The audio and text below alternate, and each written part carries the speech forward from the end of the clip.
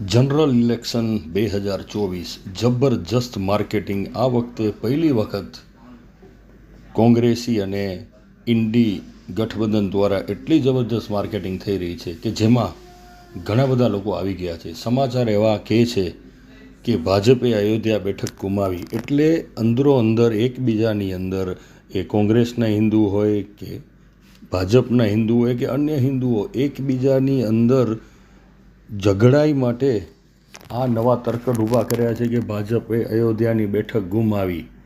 હવે એ હકીકતમાં તમે વિચારો તો અયોધ્યા નામની કોઈ બેઠક જ નથી. અયોધ્યા એ ફૈઝાબાદ નામની એક બેઠકમાંથી એક નાનકડો ભાગ છે. ફૈઝાબાદ એટલે એટલો મોટો જિલ્લો છે કે જેની અંદર 5 વિધાનસભા મત વિસ્તાર છે, જેમાં અયોધ્યા માત્ર એક છે.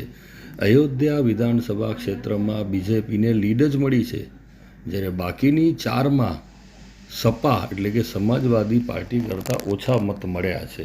બહુ જાજુ ફરક નથી, પણ અયોધ્યાને બદનામ કરવા માટે, અયોધ્યામાં હિન્દુઓથી ઝઘડવા માટે એમ જ સતત માર્કેટિંગ થઈ રહ્યું છે કે ભાજપે અયોધ્યા બેઠક ગુમાવી.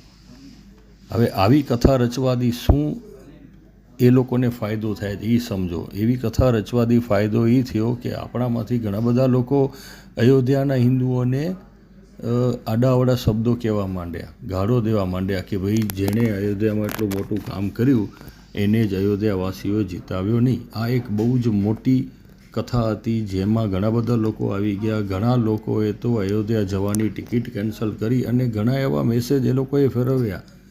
ઇન્ડી ગઠબંધન દ્વારા ઘણા બધા એવા મેસેજ ફેરવવામાં આવ્યા કે હવેના ભાજપના હિન્દુ લોકો, શ્રી રામ ભક્ત લોકો અયોધ્યા જશે પણ અયોધ્યામાં રોકાશે નહીં, અયોધ્યામાંથી કંઈ ખરીદશે નહીં, અયોધ્યાને લોકોને કોઈ પણ પ્રકારનો ફાયદો થાય એવું નહીં કરે.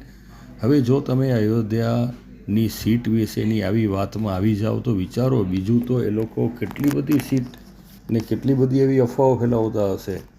એટલે યુપીમાં ભાજપે 44 સીટ ગુમાવી છે. માત્ર એક સીટને હાઇલાઇટ શામાંથી કરવામાં આવે છે? અને આ બધું છેલ્લા દિવસ સુધી રામ મંદિરના વિરોધ કરનારાઓએ છે કે જે લોકો હજી સુધી દર્શન કરવા પણ નથી ગયા. શ્રી રામના અસ્તિત્વ પર શંકા કરનારા દ્વારા એ એક વાર્તા બનાવવામાં આવી છે, જાણે ફરી બાબર આવી ગયો હોય એવી વાર્તા.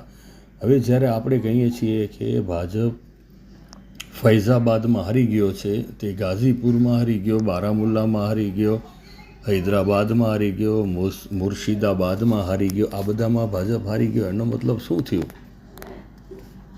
એનો મતલબ સીધી જાતિવાદ ઉપર આવી ગયો છે. એટલે આ લોકોએ અયોધ્યાનો નારો લગાવીને અયોધ્યામાં ભાજપ હારી ગયો, અયોધ્યાના હિન્દુએ જ ભાજપને મત ના આપ્યા, એ વાત ખોટી છે. અયોધ્યામાં ભાજપને મત અને લીડ મળી છે.